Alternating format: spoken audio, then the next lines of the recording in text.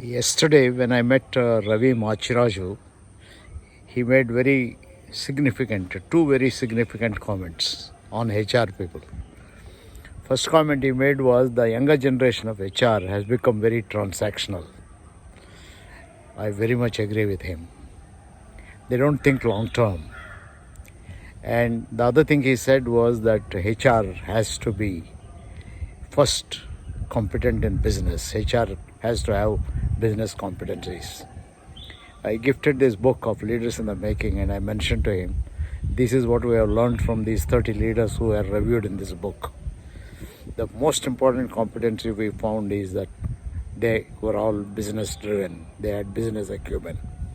So it's very important that if you want to be successful as a HR person, you should understand the context in which HR exists, and that is the business context. Quite often people don't understand and interpret business. Business means not merely profits. Profits are important. Money is important. Business means outcomes. Nowadays, educational institutions, health sector, NGOs, and even the politicians, parties have become business driven. That means outcome driven. So, unless you understand the outcomes expected from your business, you cannot be a good HR person. It's very, very important that all HR should get immersed in the business part of it. So that is business driven. I totally agree with Ravi Machiraju, who has global experience of last 30 years of placing top level people across the world.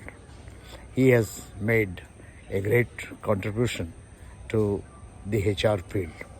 The second he mentioned was transactional. By transactional, I mean not sticking to one job or one company. You become transactional when you keep only looking for smaller benefits, short-term thinking.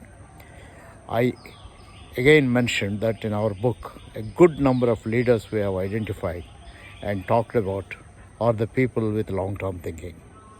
People like Anand Naik, who stuck to his company all through his life, or Dwarkanath, or even others who were there for long periods of time to make an impact in different companies. For example, Yogi Shriram or Satish Pradhan. And I'm not mentioning many other names. Almost everyone you look at, I think they made a difference by sticking to a particular company for long enough time so that they made a difference. So these two comments are very valuable, good lessons for the HR professionals. Number one, think long term. Number two, be business driven. Do not be transactional. Don't keep shifting your jobs. I think you need a critical kind of a time to be with a company working on a particular system. I think when you work with a company for a few years, you understand the entire dynamics of that organization, and then only you are able to make a difference. So Ravi, thanks a lot for your comments. These two comments of you have stimulated a lot of thought in me, and I hope this post will be of some use to the youngsters.